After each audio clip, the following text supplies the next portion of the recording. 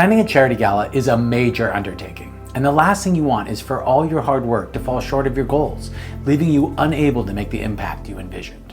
With years of experience raising millions for nonprofits and schools, I've learned firsthand the major mistakes that gala planners often make. So fear not, turn that frown upside down and keep watching as I break down the 7 mistakes that can be the difference between falling short of your goals or becoming a gala game changer and breaking fundraising records. Mistake number 1, focusing on the party more than the cause. The way to raise more money year after year for your organization isn't just by throwing a great party. It's by cultivating a culture of philanthropy and developing long-term donors who return and donate more each year. They're not going to do that because of the party, but because they feel deeply connected to your nonprofit or school and the difference that you're making. I often see this mistake made in 3 main ways. First, marketing the event.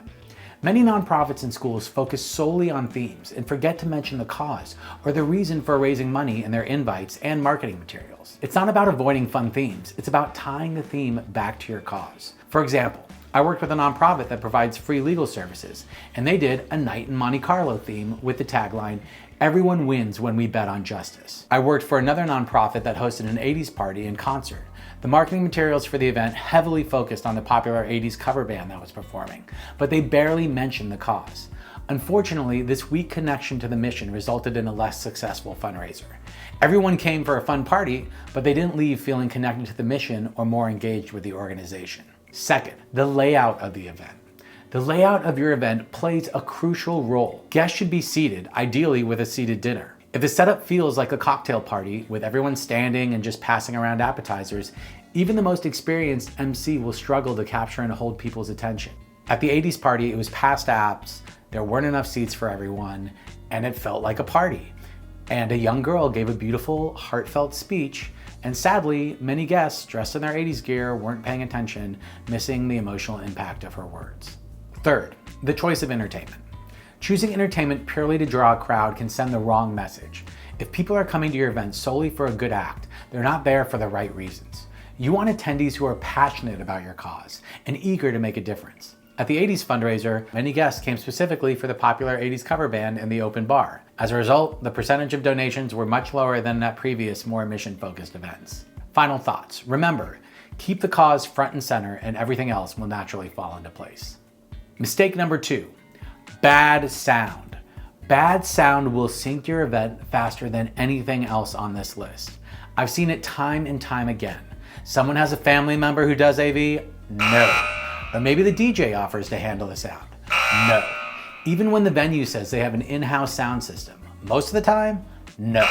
These are all risky choices that can lead to poor audio quality and a frustrating experience for your guests and speakers. Investing in a professional sound technician is crucial. Check their references. Nothing frustrates a crowd or a professional auctioneer more than a bad sound system.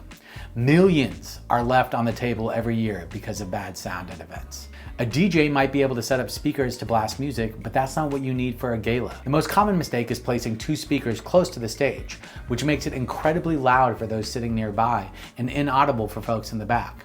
You need speakers throughout the venue so everyone can hear no matter where they're sitting.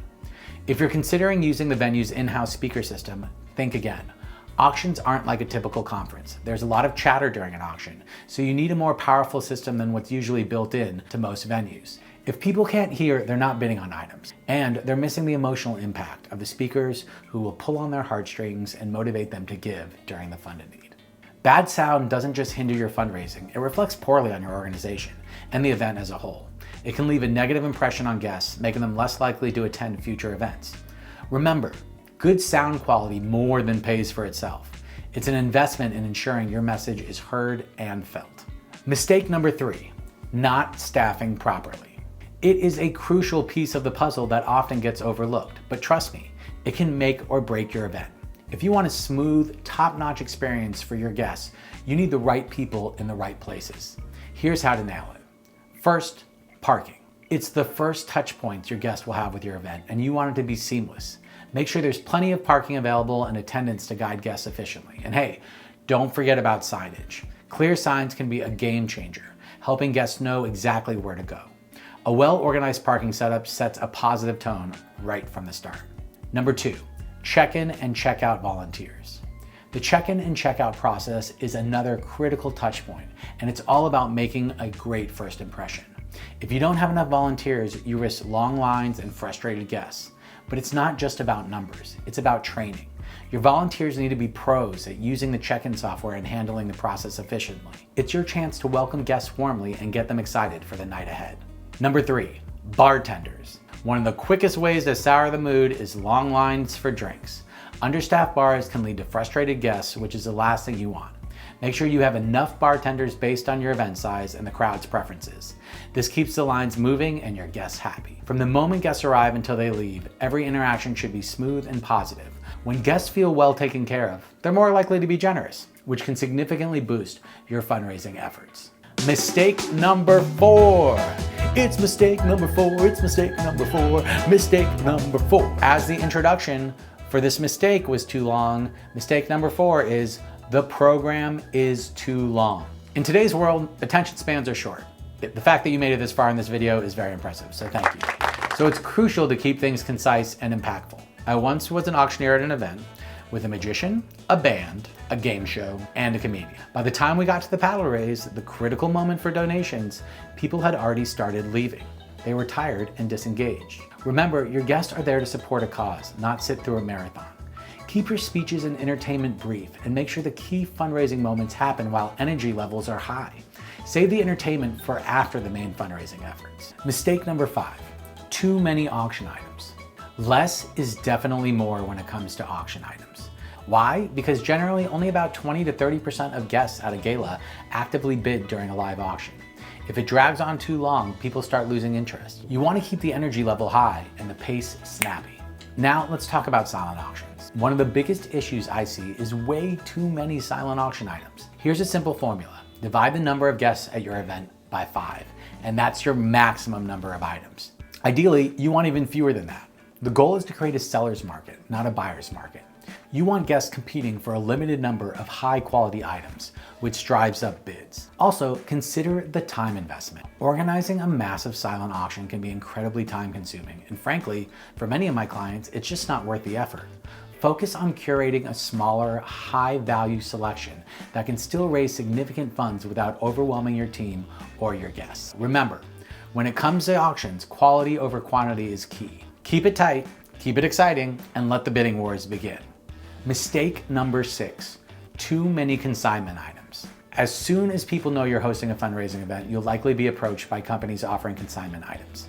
Now, consignment items can be tempting because they sound like a guaranteed win. You only pay for them if they sell.